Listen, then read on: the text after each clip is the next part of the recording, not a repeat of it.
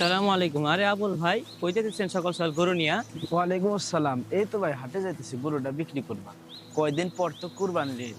গরুটা ভালো দামে বিক্রি করে কিছু টাকা আইলে না পরিবার নিয়ে ইচ্ছা করতে পারবে। আমিও তো হাটে দিকে যেতেছিলাম গরু কিনতে। যাক, ভালো হইলো আপনার সাথে দেখা হই। তো ভাই, আপনার গরুর দাম কত?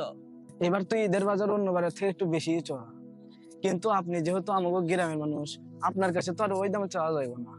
2,20,000 হলে আপনারে দিয়ে দেবো। আবুল ভাই, দেখেন তো, ওটা চেয়ারম্যান সাহেব না? হ্যাঁ, চেয়ারম্যান সাহেব তো। আরে এদিকেই তো আসতেছে। হ্যাঁ।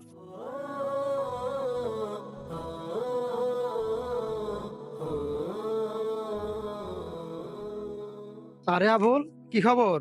কি করছো এখানে? এই তো চেয়ারম্যান সাহেব, সিরাজ ভাইয়ের সাথে গরুর দাম দর করতেছে। আরে তাই নাকি? আমিও তো গরু কিনতে যেতেছিলাম বাজারের দিকে। যাক, রাস্তায় তোমার সাথে দেখা হইলো। তো তোমার গরুটা কিন্তু বেশ পছন্দ হয়েছে আমার। আর কিরে জিল্লু, পছন্দ হয়েছে না তো? জি ভাই, পছন্দ হয়েছে না মানে একবারে মনের মতো হয়েছে। চেয়ারম্যান সাহেব, গরুর দাম আমি নিবার চাইছিলাম, আর আবুল ভাইয়ের সাথে দাম দর করা শেষ। ওই বেটা, দেখোস না গরুটা ভাইয়ের পছন্দ হয়েছে, এরপরে সব কথা কর সাহস কেমনে তোর? যাই এখান থেকে। আই জিল্লু, থাম। এই যে সিরাজ, কথা না পারে এখান থেকে চলে যাও। অন্য কোথা থেকে গরু কিনে নাও, যাও। আর আমার মাথা গরম হলে যে আমি কি করতে পারি সেটা কিন্তু তুমি ভালো করে জানো। আচ্ছা আবুল, তোমার এই গরুর দাম কত? আপনার আর কি দাম কমু? আপনি হলেন আমাকে গ্রামের সুনামধন্য চেয়ারম্যান, যেটা না হলেই না সেটাই দিয়েন। চেয়ারম্যান সাহেব, 2,20,000 দিলেই হইব। আরে কি কও, এত ছোট গরু এত দাম নাকি? এটা তো বেশি হলে 1,00,000 টাকা হইবে। যাজ্ঞা, তুমি যত আমাকে গ্রামের মানুষ, তোমার আর 20,000 টাকা দেই, তুমি এটা নিয়ে খুশি থাকো।